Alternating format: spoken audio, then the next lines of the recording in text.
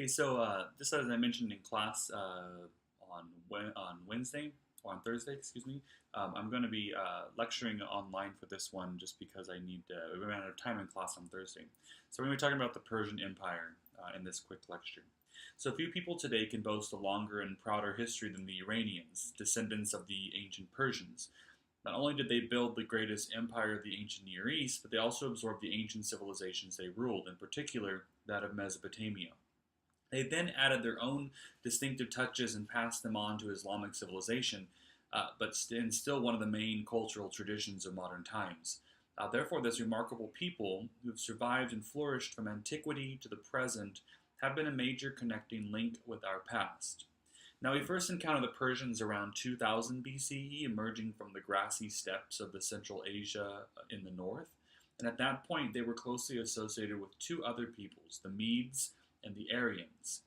The latter of these turned eastward, crossed the Hindu Kush Mountains, and overthrew the Indus River civilization. And eventually, these nomads would settle down and build Indian civilization upon the foundations laid by the Indus culture. Now, meanwhile, the Persians and the Medes were turning westward, where they encountered the Elamites, a people whose extended contact with Mesopotamia had influenced them to absorb the culture of the cradle of civilization. Now, the Medes and Persians in turn started absorbing Elamite culture.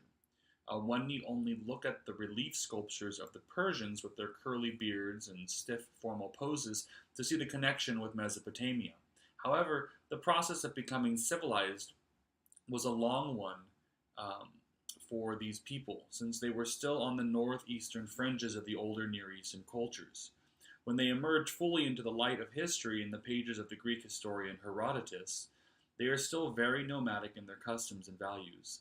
According to Herodotus, the nomadic Persians had only three simple goals in educating their sons: to ride a horse, to draw a bow, and to speak the truth. What more did nomads need? The Medes were actually the first of these nomadic peoples to establish an empire when they joined forces with Babylon to overthrow the Assyrian Empire in 612 BCE.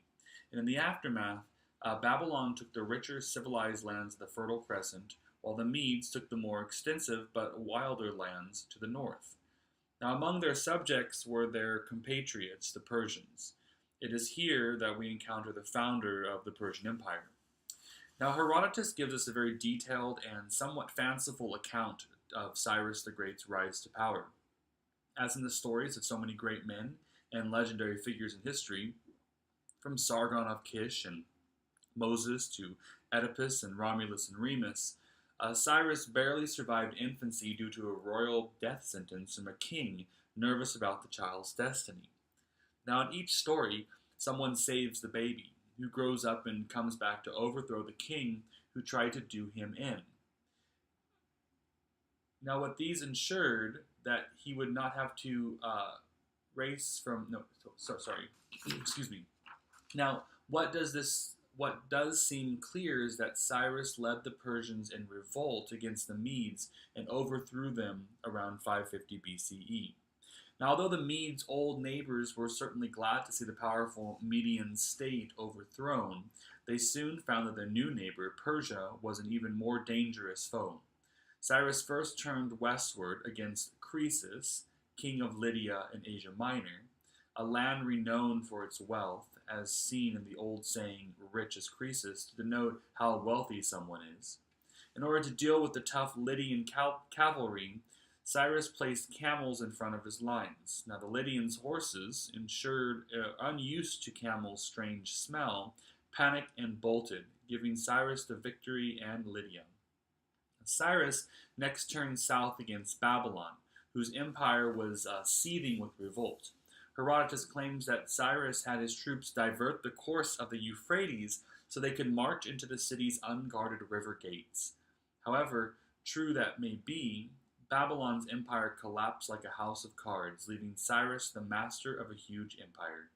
Still, he pressed onward, this time into the vast and wild expanses of Central Asia. His intentions were here probably defensive, to protect the frontiers of civilization from the swarms of nomadic horsemen to the northeast. And it was here in 530 BCE that Cyrus died in battle against a tribe known as the Massagetæ. In his 29-year reign, he had built the largest empire in history up to that time. And then once again, we see the continuous theme of nomadic invaders forcing a collapse of an empire. Now, Cyrus's son and successor Cambyses, who ruled from 530 to 522 BCE, is mainly remembered for his conquest of Egypt in 525 BCE. His attempts to conquer the Nile further south and the desert oases of the Sahara met with less success. Supposedly, one of Cambyses' army was swallowed by a desert sandstorm. Cambyses was especially unpopular with the Egyptians, who claimed he committed various atrocities, including the slaying of the sacred bull of Apis. Since our main source for his life is Herodotus, who relied heavily on Egyptian sources for his book, we have a picture of Cambyses as a drunken lunatic. Cambyses died in 522 BCE on his way to Babylon to crush a revolt led by his cousin Darius, who then succeeded him as the next great king of Persia. Now, although Cyrus had founded the Persian Empire, Darius I gave it the internal organization and structure that allowed it to last for 200 years. His accomplishment is all the more impressive when we consider the empire's enormous size, the scale of which no one had ever dealt with before. Darius dealt especially with three areas: organization of the empire's provinces, keeping the provincial governors under control, and maintaining communications with this far-flung empire.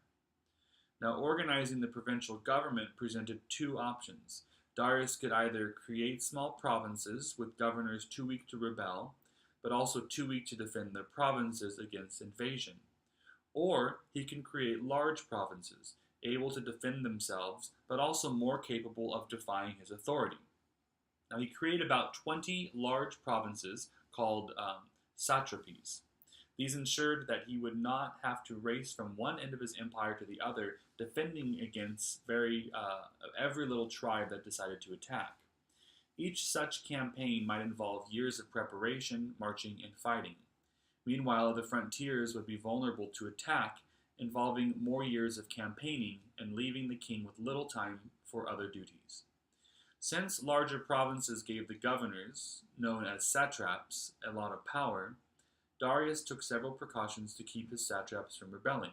For one thing, he had the provincial treasury officials, secretaries, and garrisons answer directly to him, not to the satraps, except in emergencies. Now, this generally deprived the satraps of the money and troops they needed to revolt while ensuring the defense of the satrapies. There were also officials known as the king's ear. These personal agents of the king would travel to the various satraps' courts to check up on their behavior and official records. The king's ear commanded a great deal of fear and respect, sometimes showing up with no armed escort, but still being able to put down rebellious satraps before the revolts went beyond the planning stages. Now, communications in such a far-flung realm was another major problem. Here the Persians adopted the Assyrian practice of setting up a system of relay riders, much like the old Pony Express in American history. Each horse and rider would carry a message for a day and then pass it on to the next horse and rider. In order to speed things along, the Persians established a road system to tie the empire together. The most famous of these was the King's Highway, which stretched 1,677 miles from the Persian capital of Susa to Sardis in Asia Minor. It had patrols against bandits, relay stations with fresh horses for the royal messengers, and 111 inns for travelers, placed about one day's journey apart from each other. Another road going through the desert to Egypt, and underground cisterns with water for travelers. Although these roads helped trade and travel, their main priority was the relay riders who could carry a message from Sardis to the king in Susa within 7 days, an amazing speed for back then. As Herodotus described these riders, nothing stops these couriers from covering their allotted stops in the quickest possible time, neither snow, rain, heat, nor darkness. Now, in general, Darius took existing practices and institutions and adopted them on a larger scale, However, in one respect, he differed quite markedly from previous Mesopotamian rulers. That was in his treatment of Persian subjects. Darius realized that there was no way his far-flung empire could survive constant revolts such as he had plagued the Assyrians. Therefore, he followed a policy of tolerance toward the subjects' customs and religions. For example, the Jews were allowed to return to Israel from their Babylonian captivity, causing them to sing the Persians' praises in the Bible. Darius and other Persian kings also adopted local titles, such as Pharaoh in Egypt, to win popular support. Sometimes they also kept local rulers in power as Persian vassals, such as in the Greek cities in Asia Minor. This hopefully would ensure them more loyalty, although it could backfire if those rulers were unpopular to begin with. Now, while Persian rule may not have been widely popular, most people tolerated it as an improvement over the harshest rule of the Assyrians and Babylonians. Keeping their subjects happy went a long way towards keeping the Persian Empire intact. Now, it also ensured the cooperation of the Syrians and the Babylonians, whose scribes and administrative skills were badly needed to keep the government running smoothly. The Persians also worked hard to promote economic prosperity. Their roads, strong government, and stable coinage encouraged trade. They also promoted agriculture with irrigation projects and the introduction of new crops to different areas, such as sesame to Egypt and rice to Mesopotamia. And of course, increased prosperity also generated more taxes. Excuse me. The Persians also kept their subjects happy by charging moderate tax rates, about 20% of a person's income. Despite the modest tax rate, Persian kings were fabulously wealthy by the time Alexander the Great took over the Persian Empire in 330 BCE. The Persian kings had reportedly amassed a treasury of 5,500 tons of silver. Darius and other Persian kings further enhanced their authority by assuming divine or semi-divine status to overawe their subjects. Now, in certain provinces such as Egypt, they took the titles of local rulers who were often seen as gods. They also built a fabulous capital, Persepolis, in the middle of the desert, and adorned it with magnificent government buildings. The Persians also adopted the elaborate court ritual of their subjects. One had to go through a virtual army of officials before getting an audience with the king. When one approached the king, he performed a rite known as proskynesis, which involved throwing oneself at the king's feet. It was a great honor just to be allowed to kiss the hem of his garment, and a serious offense for anyone outside the king's closest friends and advisors to look him in the eye. Such elaborate ritual could enhance the king's authority, and they could also cut off from the day-to-day realities of empire. Now, the Persians, like most ancient peoples, started out with a polytheistic religion to account for the forces of nature. However, around 600 BCE, a new religion emerged called Zoroastrianism, found after its founder, Zoroaster. This was a dualistic religion, which meant it saw life as a constant struggle between the forces of good and evil. And in the end, people would all be held accountable for their deeds in a judgment day when they would go to heaven as a reward for good deeds or suffer eternal punishment for their sins. Zoroastrianism seems to have had some influence on Judaism. In the book of Daniel, which takes place at the Persian court, the ideas of heaven and hell and of Satan as a force, always opposed to God, first appear in the Bible. Both of these ideas have become central to Christianity and Islam, as well as Judaism. Now, any state needs a strong ruler to keep things running smoothly.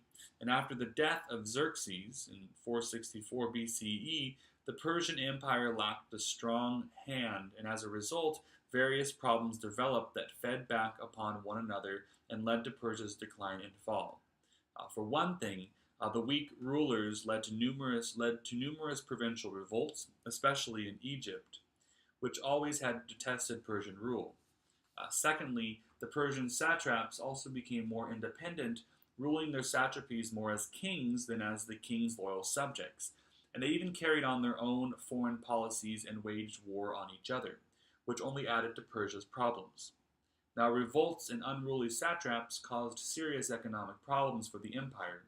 Persian taxes became heavier and more oppressive, which led to economic depression and revolts, which in turn led to more repression, heavier taxes, and so on. Now, the Persian kings also started hoarding gold and silver rather than recirculating it, which created economic turmoil without enough gold and silver for doing business. And as a result of this economic turmoil, the Persian kings got weaker still, which fed back into the problem of revolts and powerful satraps and so on. Now, around 400 BCE, Cyrus the Younger, a royal prince, rebelled against his brother and king Artaxerxes. Now, although Cyrus was killed in battle, his force of 10,000 Greek mercenaries survived only to find themselves stranded in the heart of Persia. In order to get home, they marched and fought their way through a good part of the Persian Empire. This exploit, known as the March of the 10,000, exposed the weakness of the Persian Empire. That encouraged Alexander the Great to invade Persia, which he conquered in a remarkably short time and with remarkably small army. Nevertheless, the Persians survived and re-established their empire under the Sassanid dynasty around 200 CE. Around 650 CE, they fell once again, this time to the Arabs inspired by their new religion, Islam. Still, Persia survived, passing its culture on to the Arabs. Thus, the Islamic culture which emerged was very much Persian and ultimately Mesopotamian in origin. The Persian Empire revived once again around 1500 under the Safavid dynasty, and its culture and traditions live on today in modern Iran.